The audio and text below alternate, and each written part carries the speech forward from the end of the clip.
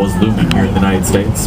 Now, originally that building was owned by Marshall Field himself, but by 1945, Marshall Field would have to let go of his merchandise mart due to owing the government a lot of money in back taxes after that Great Depression hit.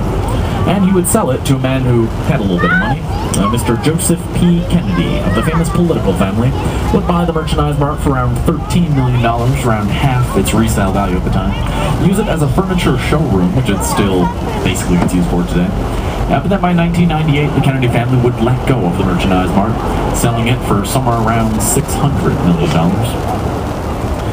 But now we're here at a fairly historic point in the river. This is known as Wolf Point, and it is the confluence, or the flowing together of all the branches of the river. You have the main branch that we just came down. The north branch will lie ahead of us here, and then that south branch is going to be drifting off behind us.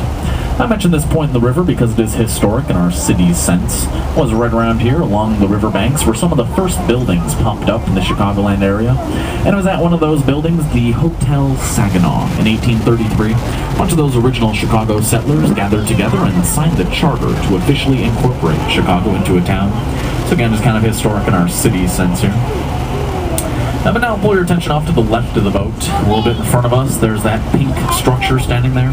That's the old Fulton House, an old cold storage warehouse. It was done by Frank Abbott in 1908.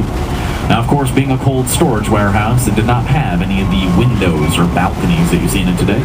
The building has been renovated by Harry Weiss and Associates. Renovations were complete in 1981, turning into these lovely condos as here today. And Harry Weiss said getting involved with the Fulton House was the biggest mistake of his career. And you see, he would have to wait an entire year just for the building to thaw out. And then not to mention punching all the deep holes in the building's facade to make all the windows and balconies you see in it today. If you look into those balconies, you can see just how thick those walls actually are. And all those walls were stuffed with horsehair. That means of insulation in the early 1900s, probably smelling pretty awful by the 1980s. They had to pull it all out. Harry Weiss would go on to redeem his reputation, actually building these river cottages right next door here. I like to point out the very triangular theme to the river cottages, a whole bunch of triangles playing out there. I mention it because it seems to me that Harry Weiss was obsessed with the triangle. Now, most of his buildings managed to incorporate triangles into them somehow, or are triangles.